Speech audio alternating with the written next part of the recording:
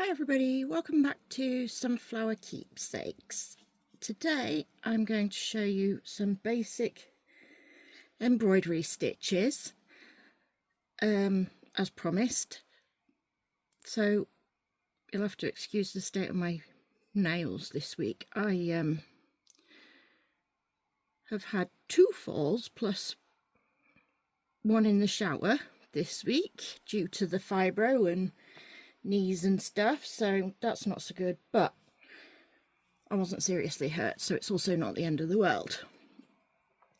Mildly embarrassing as you're calling your husband, who's just come off a night shift, to come and rescue you from a rather embarrassing position in the bathroom.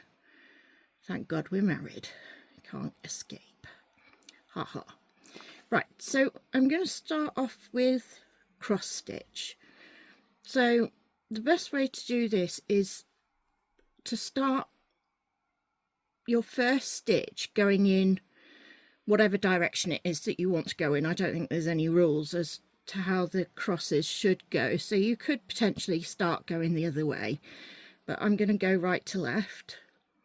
So I'm going to do my first stitch. As you can see, I've done some to start us off on all of them, but how you do it is you'd come across an even amount of stitch length, so you want to kind of make sure that each stitch is the same length and the same width as each other, because otherwise you'll have odd looking cross stitches. So you come up from the back obviously, and then go down in the opposite corner diagonally, and you'll do that for all your cross stitches all the way along. So we're going in one direction,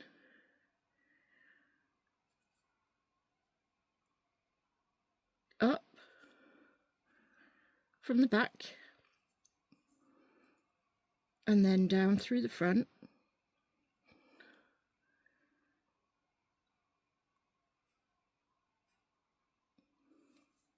up through the back, down through the front.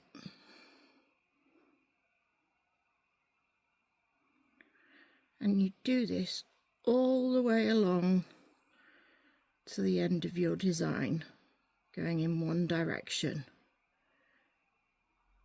And then when you get to the end of your picture, or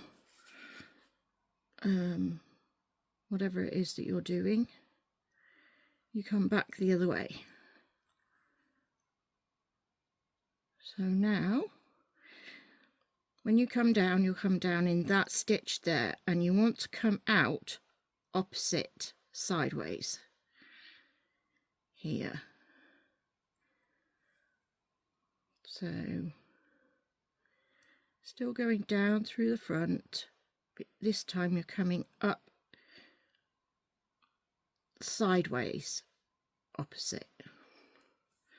Just remember that if you turn your fabric round while you're stitching, it's very easy to lose the direction of your stitches, and you could end up having your bottom stitch coming that way instead, and then you might not think it makes that much of a difference, but unfortunately it does. I'll find the project that I started and show you at a later date, but I started doing something for my auntie Esme, who's sadly passed, and I haven't been able to,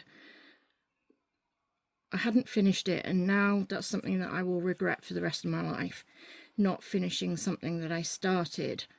And what I should have done is just sort of taken out the stitches that went wrong and redone it, but I didn't, and now it's too late. So it's unfortunate. Unfortunate sounds like I'm being meh about it, but I actually feel really sad. Right, so thread the needle. I'm just thinking, now that I've got this thread in my hand, so this one seems to be only 2 and there should be 3. I'm not sure where the third one's gone, or if I might have only done 2. I've been doing some embroidery projects that require only 2 threads, but this one is all of them, so I can show you on this one quickly. So this is a normal embroidery thread with all the bits, you know, like together. It sounds odd when you say it like that, but if you pull your thread apart like this, you'll see that there are 6 individual ones that make up a whole. And normally when you do an embroidery project, it will tell you how many threads to use. So then you'd separate them all. I think there's another one in there, but there we, is that 6? I don't know. Anyway, so we've got we've separated the threads. Now if it asks for 2, you can just pull 2 out. I don't like to do it because it can get all bunched up at the bottom. So my preferred way to do it is to take the thread off like so and then just pull it out like this, and it will come off very easily. And you do that. I like to pull them individually because it's better when you're doing an embroidery project to have the threads separated completely, because then they fill the area more smoothly and you don't have any twists. Like if you look at this one, for example, you can see that it's twisted up, and that's because I didn't pull the threads apart properly. I just sort of pulled out the amount that I wanted and left it at that. So we've just done cross stitch. So now I'm going to do the straight stitch. Now this one's dead simple. So you've got your starting point at one end. So you'll go in, hang on, we'll start at the other end, otherwise I'm going to end up with loads of thread on the back. It's a bit wasteful. Right, so you come up from the bottom, and then your end point, you just go straight down, and that's what straight stitch is. I don't tend to use it because I find it only really works with straight lines. So if you want to,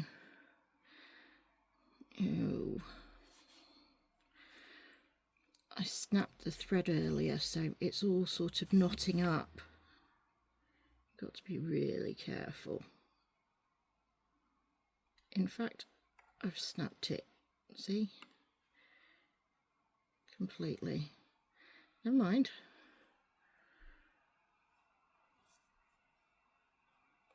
Let's find my needle, wherever it is. Right, so in this situation, I would just chop that off and then figure out where I'd sort of, there it is, look, can you see there? I don't know whether you can or not. If we chop that there, we can then tie a knot in the back whilst not taking up any other threads. I wouldn't normally have it like this, but I wanted to start them off so that you could see a little bit before we started, so that you can see where we're going to from where. So particularly with the long and short stitch, I think that one can be a little awkward to explain. Right, So come in through the back. This time it doesn't matter where I start because I've cut it off and I'm starting again, essentially with a new thread. So we come up and then down. Dead simple. You can do what's called a couching stitch with a straight stitch. You know, like if you wanted to maybe give it some shape, you could potentially sort of put it down, but then it's not really a straight stitch anymore, it is couching stitch. But you can do a couching stitch to do this. It's basically where you lie the thread down where you want it in the curve. Don't pull too hard or you'll end up pulling it all the way through. And it will go straight. And I've lost my needle. I think embroidery takes patience, because sometimes you can pull your thread off your needle a million times and it can get really frustrating and annoying. I did all these earlier in half an hour. Anyway, so this is couching stitch. You'd go all the way along and do little sort of loops over the stitch, like so. I feel like I've taken up another thread. Oh, it's only the cross stitch one, it's okay. So here we go. You pull up from the back like so, and then so you'd follow your line with each of your extra loops, and you want to try and get in that same stitch to pull it down so that it looks as seamless as possible. But if you didn't want it to, if you wanted to, you could use a contrasting stitch, contrasting thread, sorry, to make it look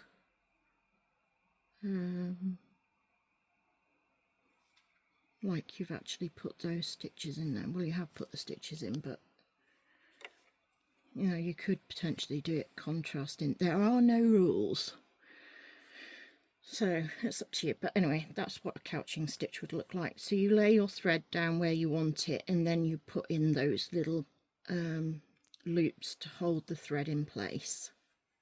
In fact, I think I'll snip these off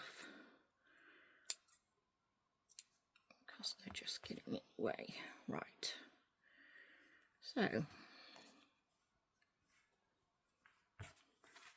that's the couching stitch. And long straight stitch, I have used it. The embroideries around here somewhere. I'm not sure what I've done with them. I washed them all because they still had the design on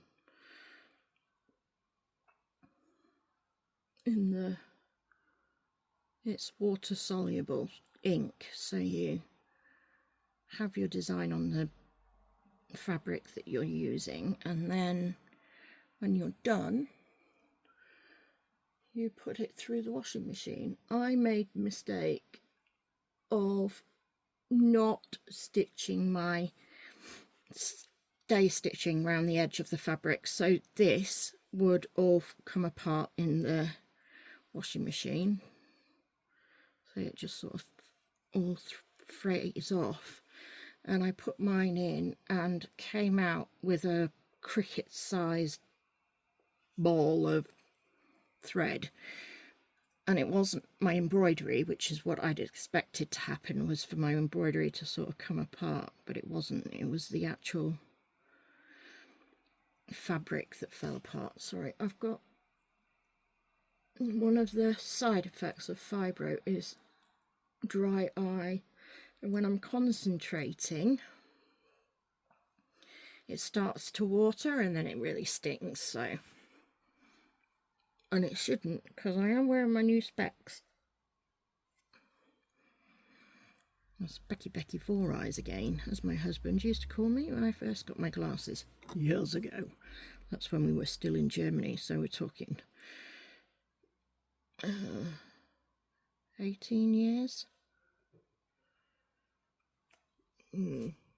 Yeah, 18 coming up 19 years. Not that it feels like it's that long. I swear we're soulies. Think the same stuff all the time. It's weird. It's like sometimes you're thinking something and then he says it, it's spooky. Right, anyway, back to the embroidery. So, satin stitch. You're just, with satin stitch, it's like long stitch, except you're putting them really close together, almost on top of each other, so that you fill the area. One thing I would say about embroidery is that you can't waste the thread. You can't see it as wastage because you're using a lot, front and back. That's a lot of thread. And you can be tempted to try and use as much of it as you can. Especially when you come, my eye's still sore. Especially when you come to the end of your thread, you'll want to try and, if you're anything like me, try and use it all the way down to the final sort of couple of centimeters or less. I've been known to sort of stick my needle in and then re-thread the needle, but from experience, you can't have, oh, my nose is running now, lovely. You can't have too much thread. If you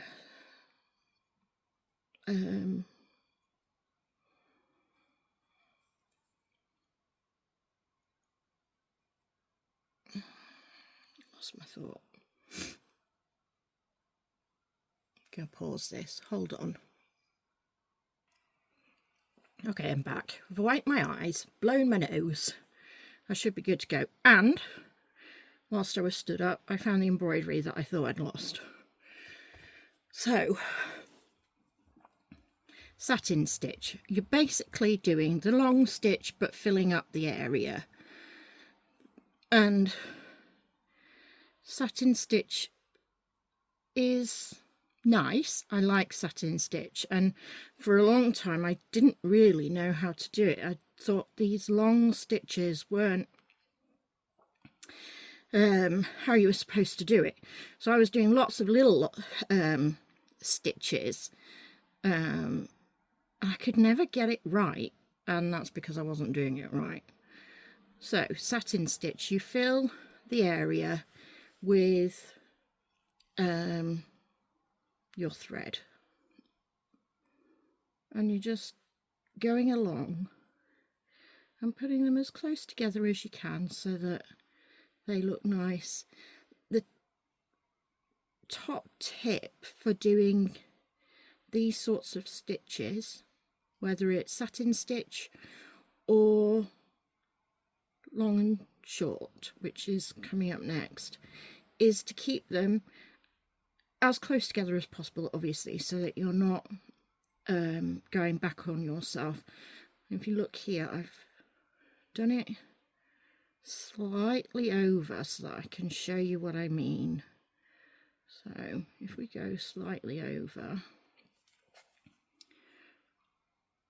I'll come in from the back in like a stabbing motion. Right, so we've come in through the back, but we've got a gap here, So your temptation would be to come up and just sort of go back on yourself and fill that gap. From experience, I can tell you that's not, apart from, this is what I mean by really short threads and it not working. Well, that wasn't well thought out, was it? I don't even have the threads down here. I embroidered downstairs in my living room. I don't, so all my thread and whatnot is down there, not up here. So let's try and do that again. I'll show you what not to do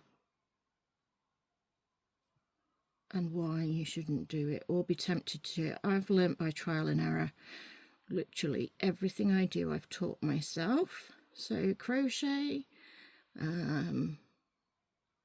jewelry making, whatever, I've taught myself.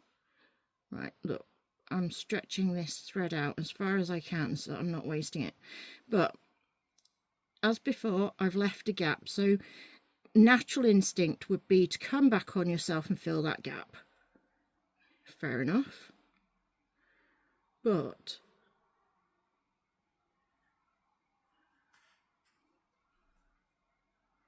it's not, doesn't look right.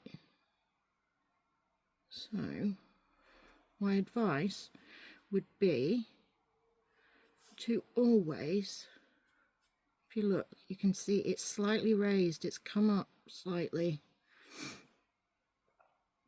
My advice is to always pull the stitch out and redo it if you're not happy with the placement of them, rather than trying to fix your mistake, because you can never fix it right.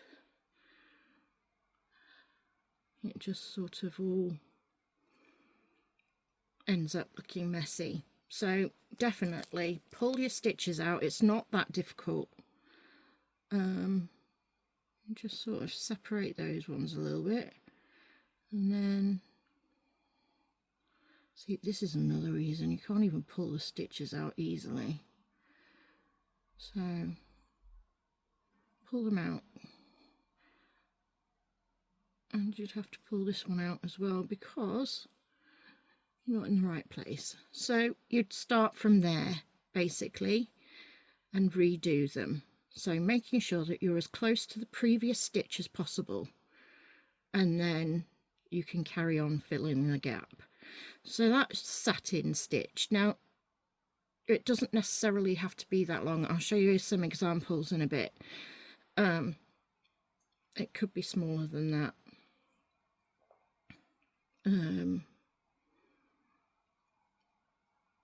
But it's a good way to fill a space.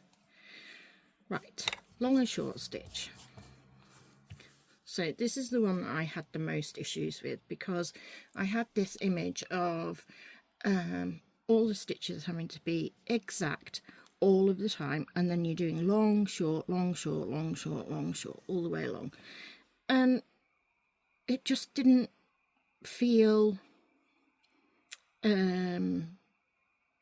right to me. It felt like it was messy and untidy and that I wasn't getting it right. But the trick is to do your first row. So you do a long stitch and a short stitch all the way along, and it's dead simple. It's just, you'll do one, say half a centimetre long, and the next stitch a centimetre long, and normally you do it in the same colour. However, I'm using two contrasting colours so that you can see what I'm doing. So there was my long stitch here, and then the green one next to it, and then the yellow, and then a short green, and then a yellow, and then there is another green under there. I've done those ones a bit close, but you can see them. So then you come down, and this is where it starts getting easier. So instead of doing a centimetre stitch and then a ½ centimetre and then a centimetre and a ½ centimetre, you do all the same length. So if you look, that one's ½ centimetre, that one's ½ centimetre, so's that one, and then so are my green ones. So you'll just do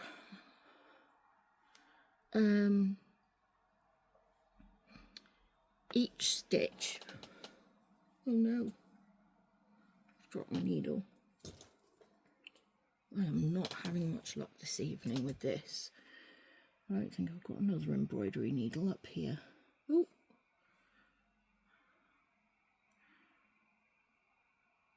take that back. People think I'm crazy for leaving stuff lying around.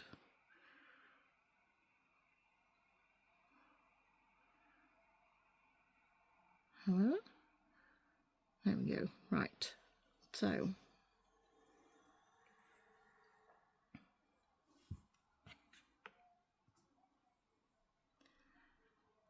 you go here underneath that one, and the trick is to keep your stitches straight all the way along. So you find the hole and put it down. Now they don't have to remain uniform. You can mix it up. So you could put a couple of long ones in, followed by a couple of short ones, or you could do short ones followed by a couple of long ones. It's all, the idea is that all of the stitches remain straight. That's the trick to it. Once you've got those stitches, the first few stitches in as straight as possible, you can then put your next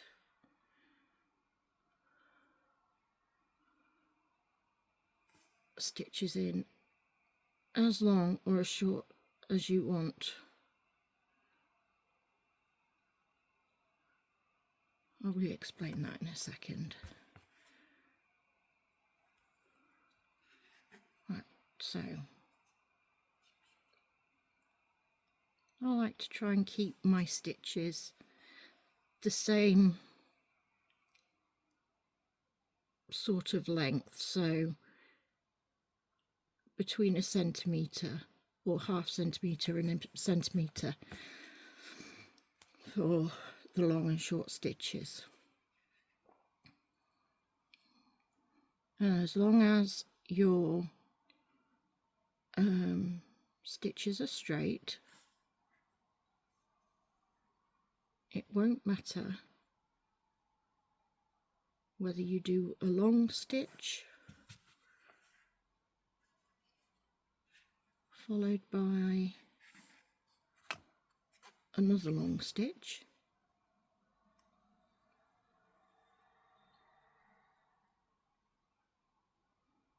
I want to try and keep them as close as possible.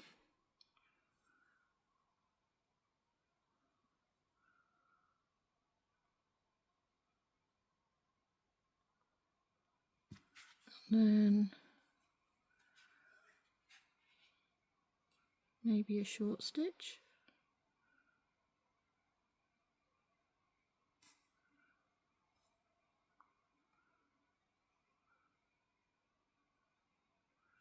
Or shorter stitch, as it looks like.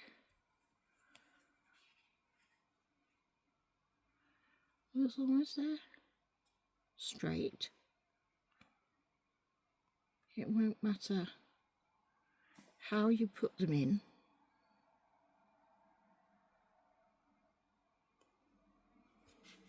As long as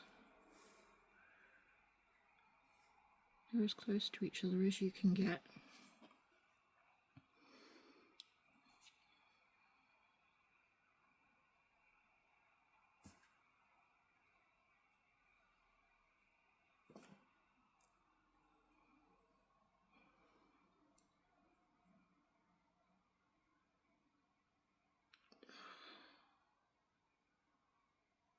Whoops, that didn't go in properly. That's the only thing with having all of these loose threads, is that sometimes you can miss the gap. But if you fold your thread over and sort of pinch it as flat as you can sometimes get 6 through all at once. I mean, these needles are made for 6 threads, so it shouldn't be an issue.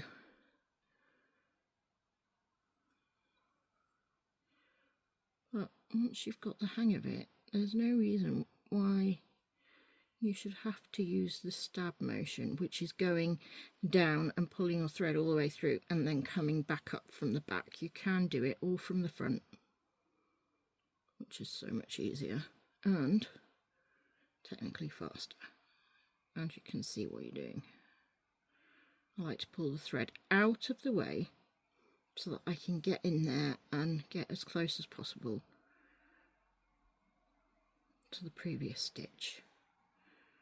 I'll do a long one here.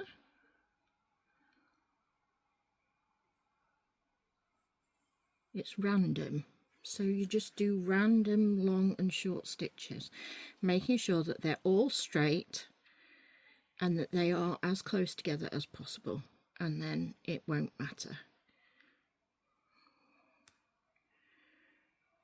FML.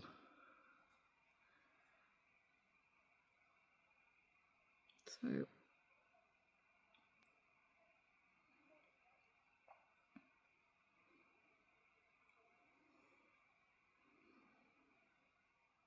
there we go. And now let's come back on ourselves. I'm going to come across here and fill the gap.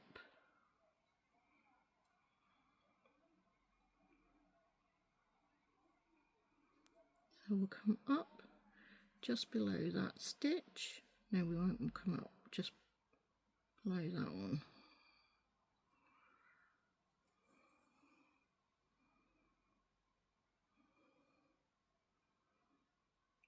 Pull it out of the way, remembering that we're still doing long and short stitch, so you want to just randomly place those.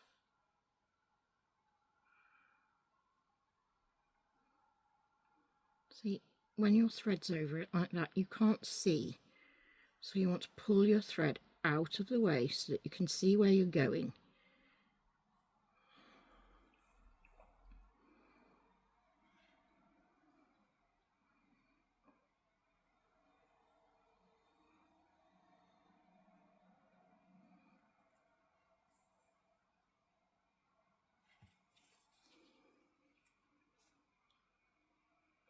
Also,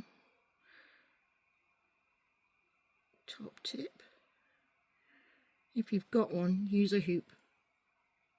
I do have loads of hoops, however this piece of fabric refused to sit properly in any of them. I tried square ones and oval ones and round ones. I have square ones. Might even have rectangular ones somewhere. Anyway,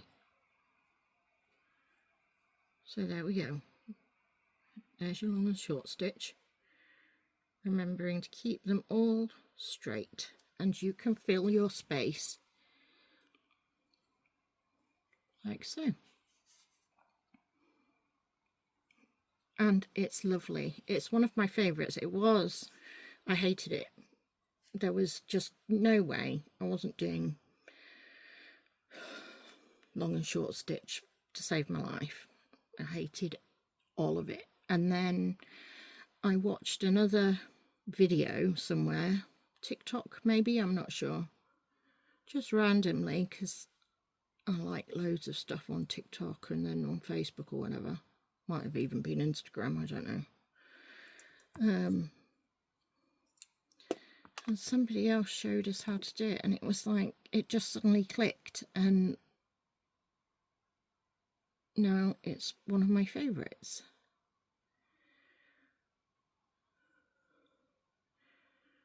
So let's thread the needle up for our next one.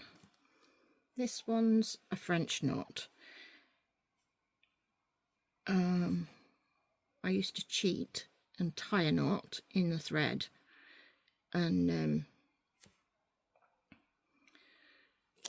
then knot the knot onto the fabric so that it looked like it. But now, right, so I'm going to do quite a big one so that you can see it. I've wrapped it round, let's say 4 times, so you can see. Now we're going to keep those loops as tight together as possible. I'm getting short on thread again, which is never a good thing. Right, so what you want to do is you want to hold this piece out, but also you want to keep the loops at the bottom of your needle. So we've got our thread coming out to the side. I can hold it with my dirty thumb. And then we've got the loops here going round the needle still. All 4 of them are on there. And we're keeping them virtually on the fabric at all times. And then you just pull it through gently. She says gently and it won't come through. Typical. Oh, bloopers.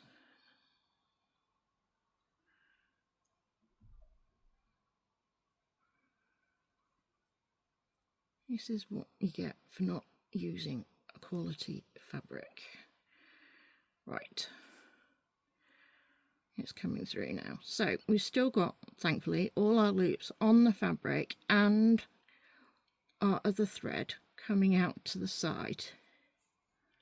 And then you just pull it, keep pulling, and you end up with a really cute knot on top.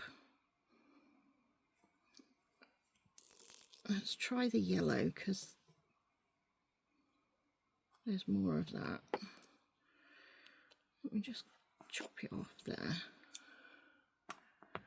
I wouldn't normally use massive scissors for this job. I would use a small pair of cute embroidery scissors. And as usual, when I don't need it, I have loads, and when I do need it, I have none. So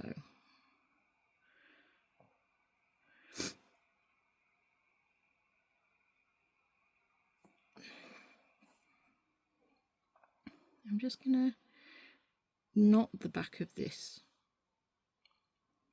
thread.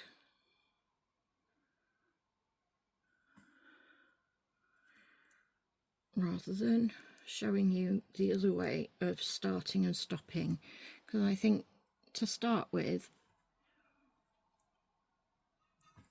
you've got enough going on learning the whole stitches like a French knot.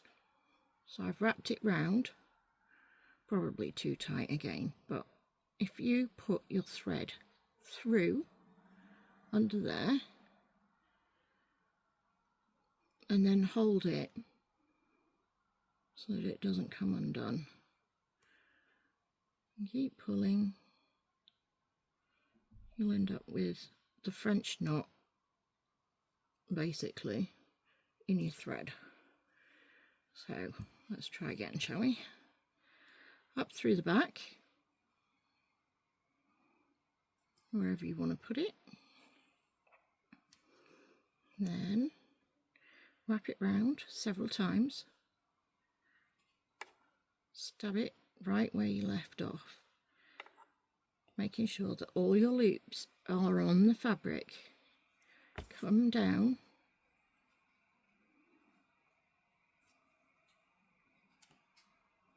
and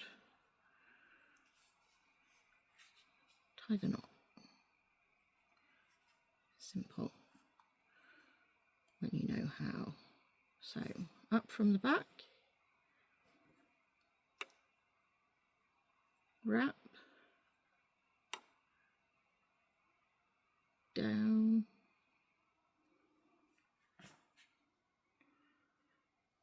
pull through.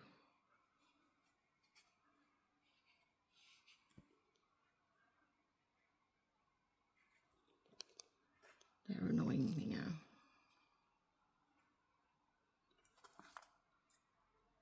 Normally you tie all these off, and I'll show you how to do that at a later date.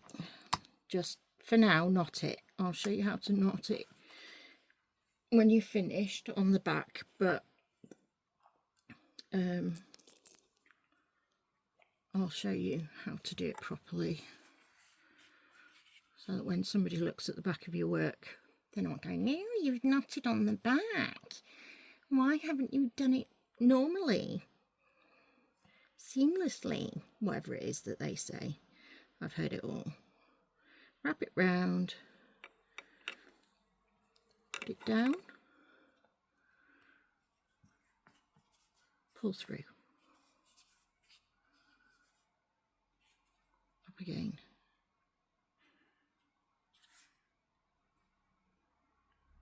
So it's up, wrap, down,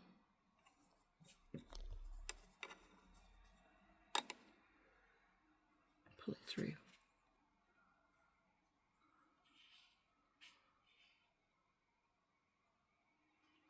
Up,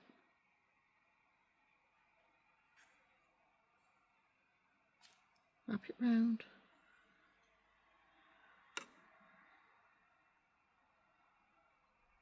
put it down, pull through.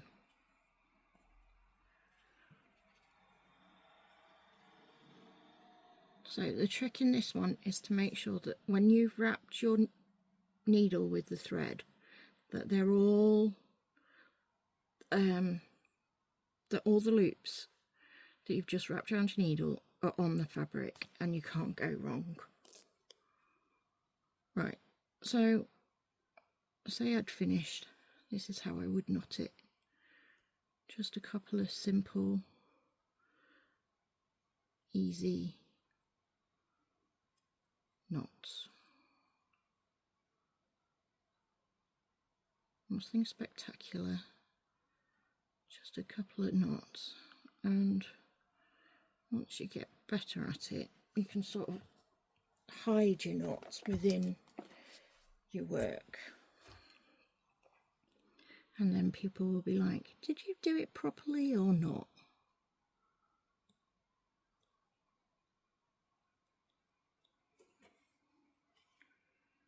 There we go. See, it's kind of in there, but kind of not. Haha, see what I did there? Not. Right. Lazy Daisy. I used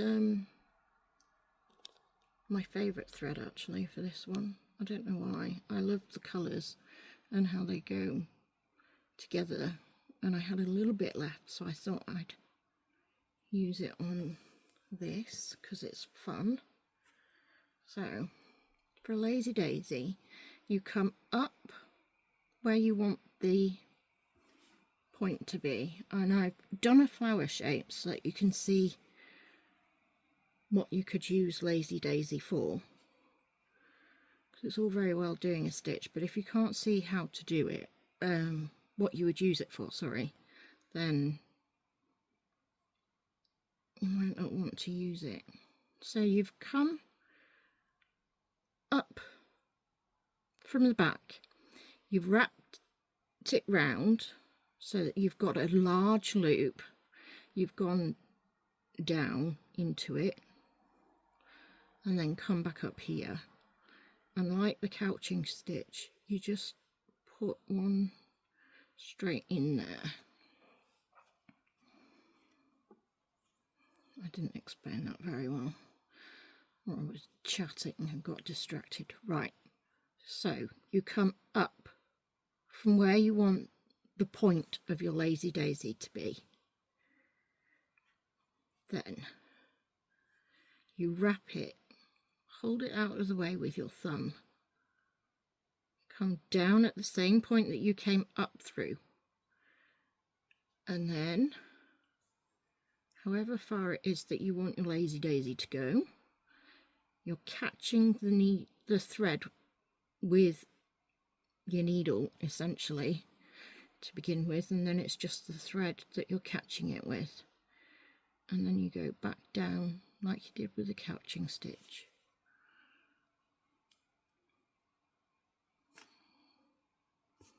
I've decided I want to put another one here, so you come up, make your loop, come down, come back out, pull it through,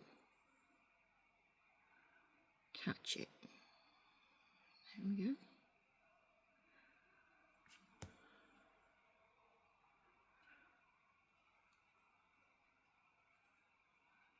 Let's do a couple more on here because I'm running out of thread now. So you come up,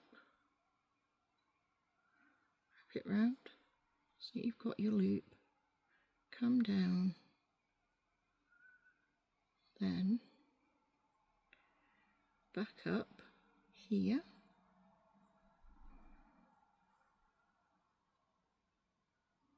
catch it and go down.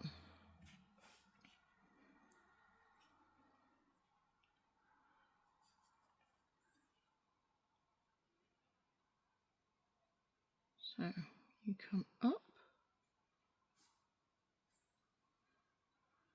make your loop, come back down,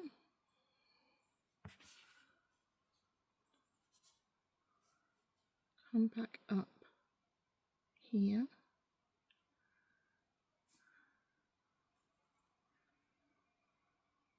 this is the stab method,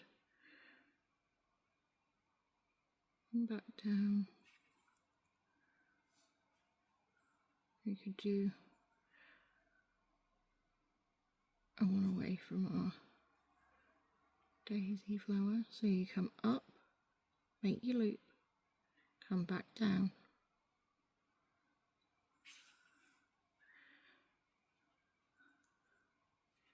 come back up where you want your daisy to finish, and then stick it down. Don't pull the thread too tight.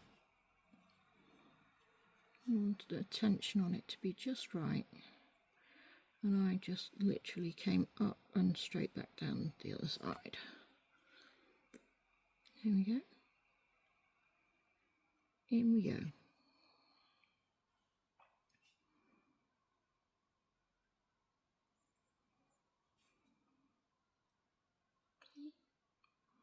Dead simple, but it's really effective, and I'll show you in some of my projects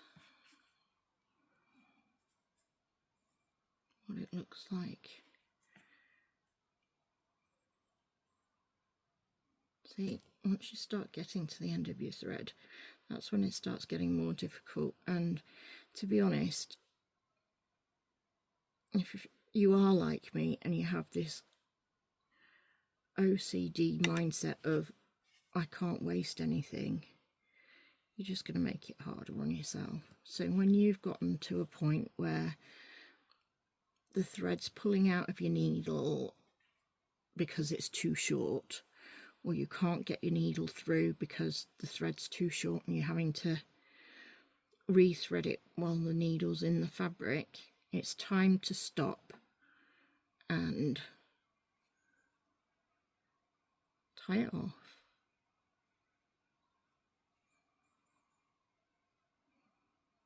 Trim it and start a new piece of thread. So what have we got so far? We've got cross stitch, straight stitch, satin stitch, long and short stitch, French knot. I love these. You could put one of these French knots in the middle of that lazy daisy and it would look lovely. In fact, that's what I'm going to do now, so you can see where you could use your lazy daisy and your French knot together. If I can get my needles threaded.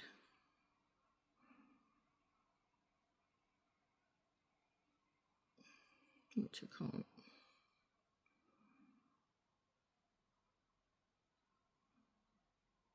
I'm definitely getting tired. Right.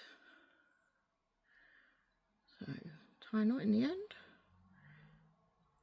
For the French knot, I would, hands down, not gonna lie, always tie a knot in my thread first.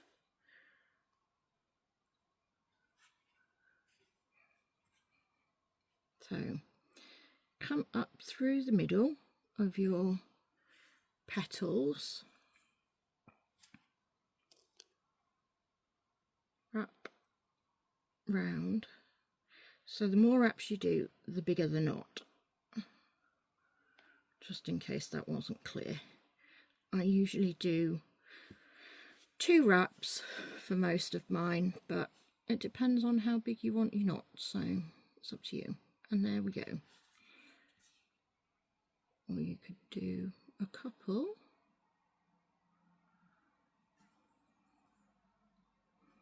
More.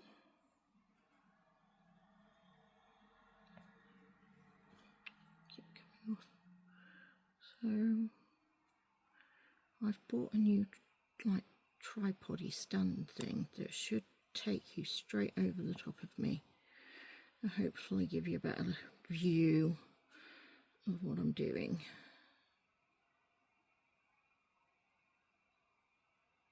And up.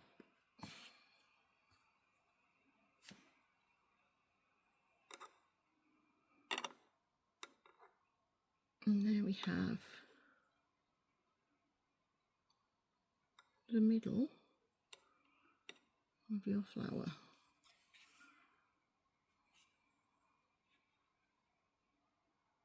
They're cute. Just poke them through a little bit more. Or maybe put another one in there, what do you think?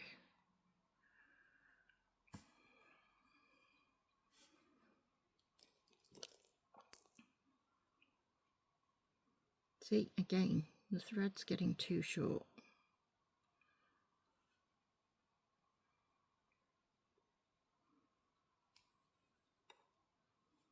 It just makes it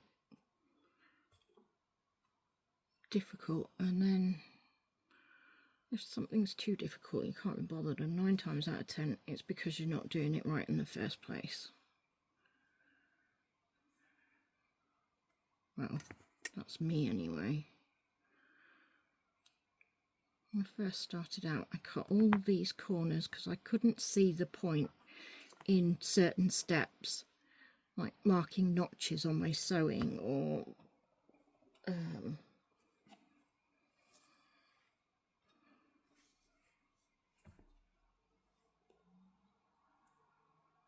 following all of the pattern exactly as it says,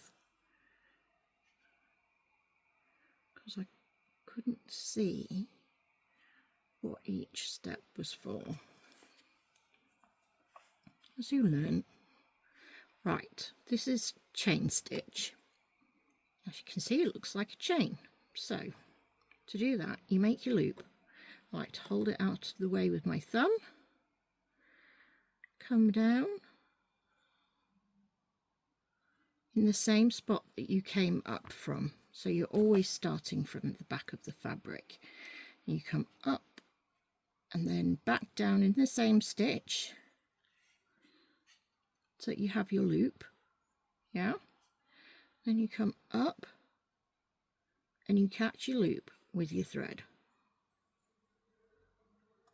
You pull it and then you make your next loop.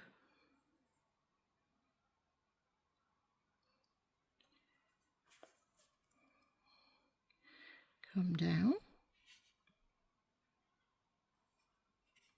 catch it before you pull it all the way through.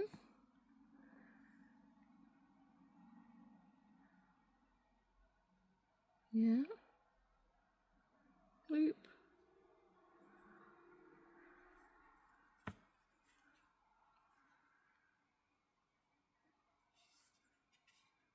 catch,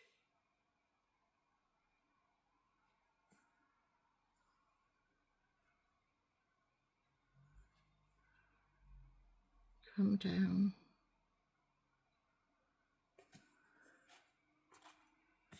ooh. This is why you use a hoop, so that it can't flip back on you. So loop,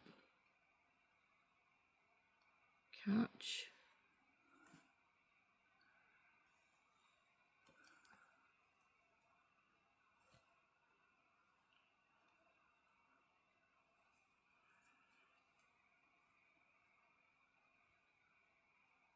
come down, got your loop,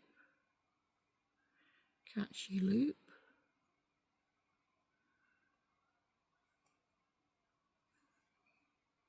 loop, come down, catch,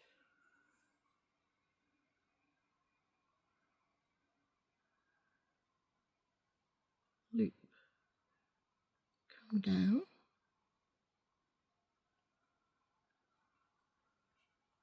catch,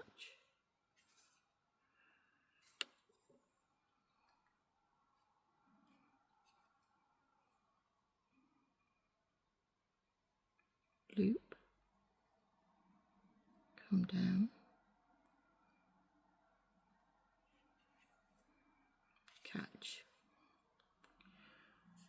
Right, I'm going to stop here because it's really starting to annoy me now. I usually always use a hoop, but like I said, I couldn't get this piece of fabric in any of them. It just kept falling out.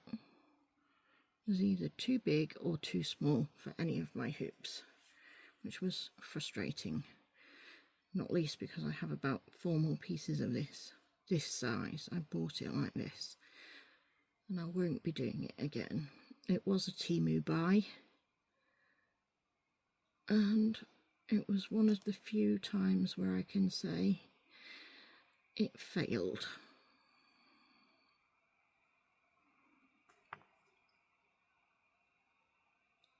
Although it's not bad to embroider on, to be fair, it just doesn't fit any of my hoops. Maybe if it had been a bit bigger, it would have been okay. So when you're buying this sort of fabric, embroidery fabric, whatever you want to call it, you need to make sure that you check the size of it, because if it's too small, you'll not get it in your hoop, and then it's just a waste. Although I have found a use for it, so not completely a waste, but there we go. So there are 1, 2, 3, 4, 5, 6, 7 basic stitches for embroidery, and I'm going to show you a couple of my projects so that you can see where they'd come in use. So this is my angel. I'm going to turn them all in the Christmassy ones. Well, they're all going to be cushion covers. I'm going to put fabric all the way around the edge and then do them. So here, this one is, I do believe that's all chain stitch, all of that there. This is chain stitch, and that's chain stitch, and so's all this here, and this is long stitch, and why I'm not so keen on it, because look, it's just, I mean, it's effective, it's worked on this project, but if it had been something else, I'm not sure I'd be happy with it, and I'd be tempted to start trying to pull it and tighten it up and then just make it look worse, I think. But anyway, there's my angel.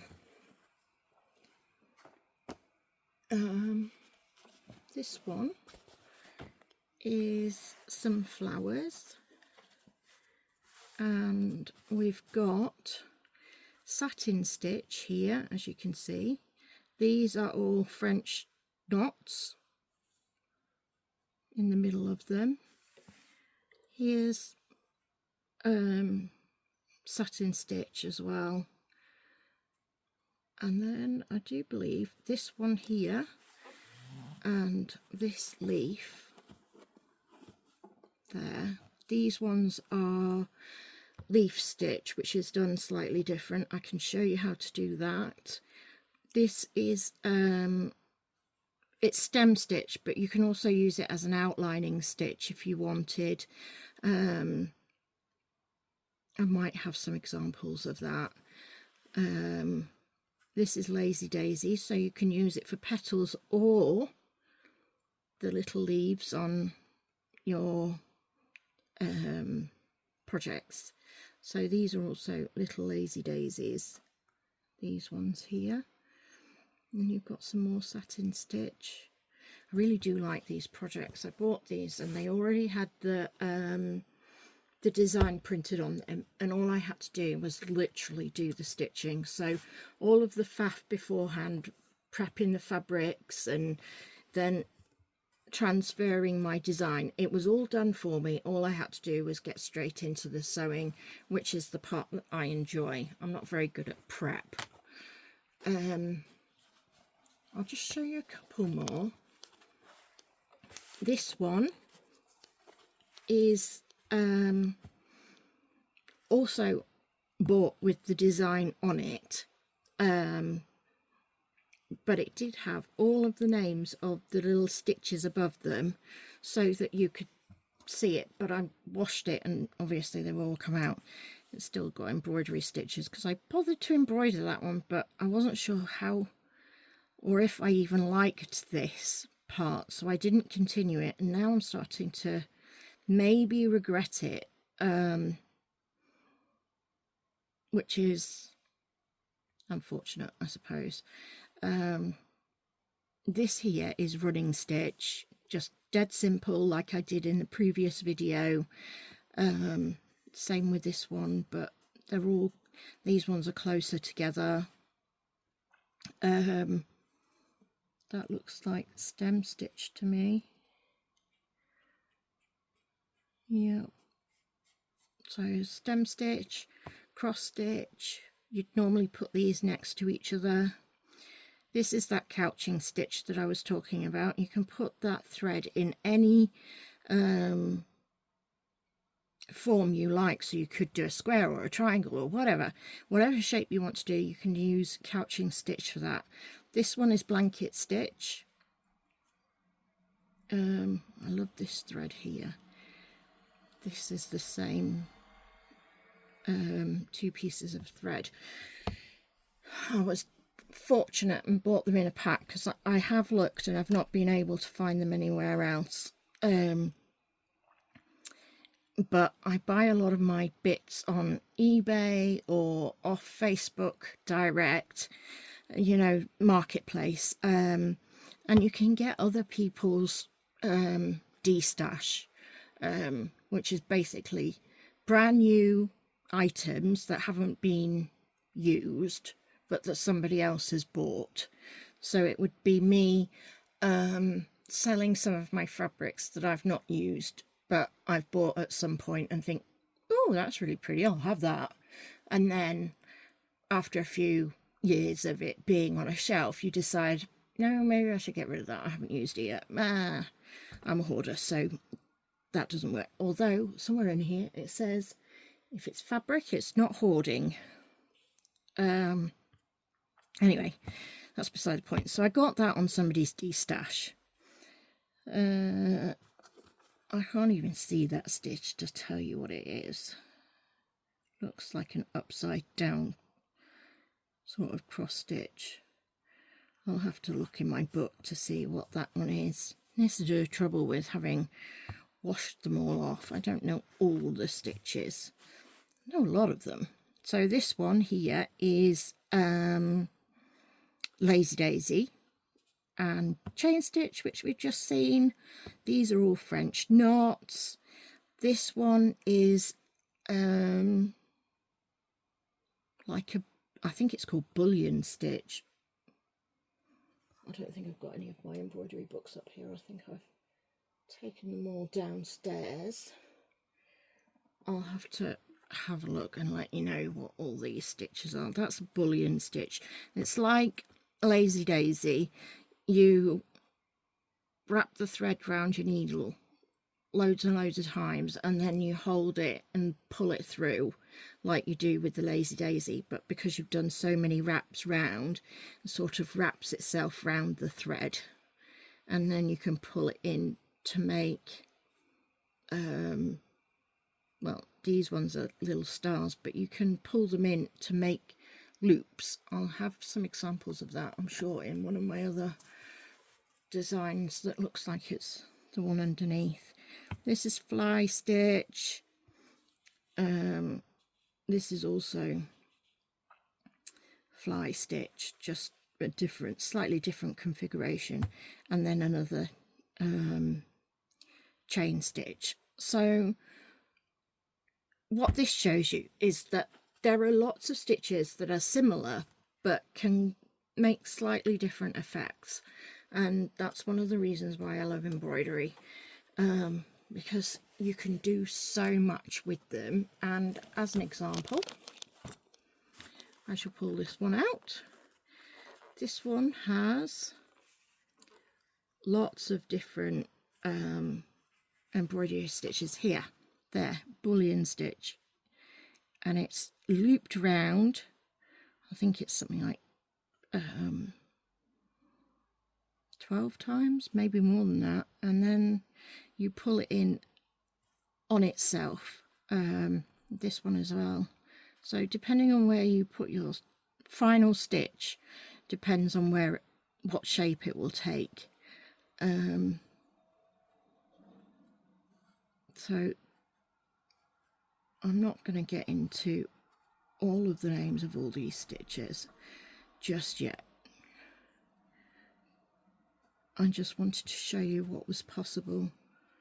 I like this one, although it does need fluffing up a bit. It's because I've washed it and it's all sort of dried out funny. I'll have to have a look and see how I can freshen that up a bit. But these are all, this one here is Couching Stitch.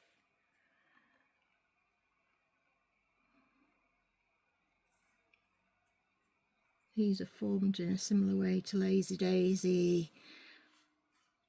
This is not Lazy Daisy. French knots, similar to a French knot. This one is Lazy Daisy without the end part catching it. So you just do lots of loops, but it comes off looking really, really pretty.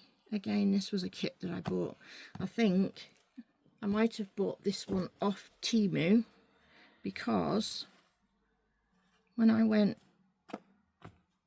onto a website that was advertising it, they wanted something like £30, and I got this for £5.50 off Temu. I'm sorry, but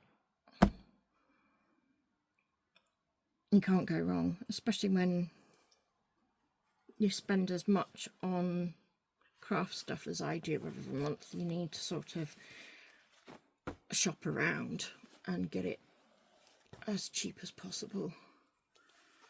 So here's another one. These are all French knots, leaf stitch. I'll show you one more. Here's another one with all the, oh look, you can still see some of them. So we've got straight stitch. This is a seed stitch. It's lots of little individual short stitches that are just randomly placed. This is pistol stitch, which I was going to show you this one, and then I thought maybe I was taking it a bit too far.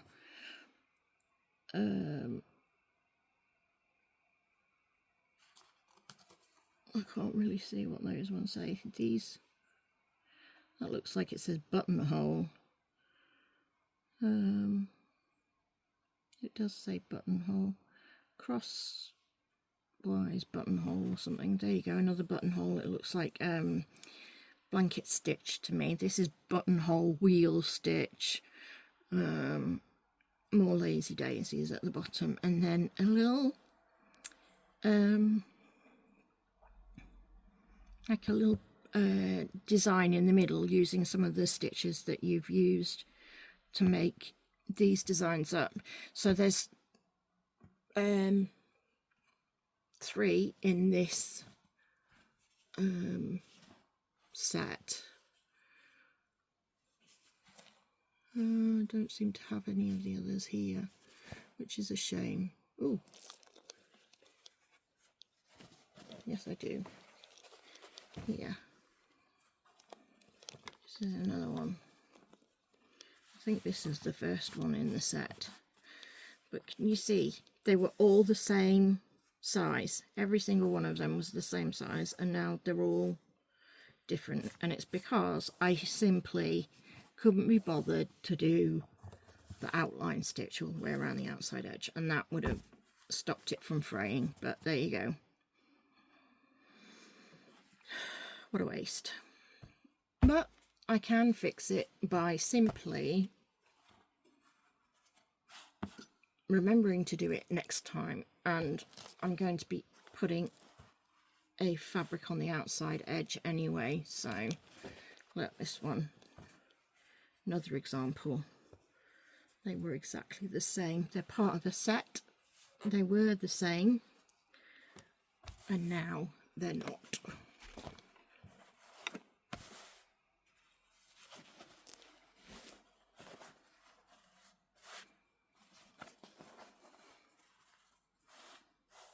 Anyway, there we go. You've learnt some stitches and where you can apply them. So that's it for today, and I'll see you next time.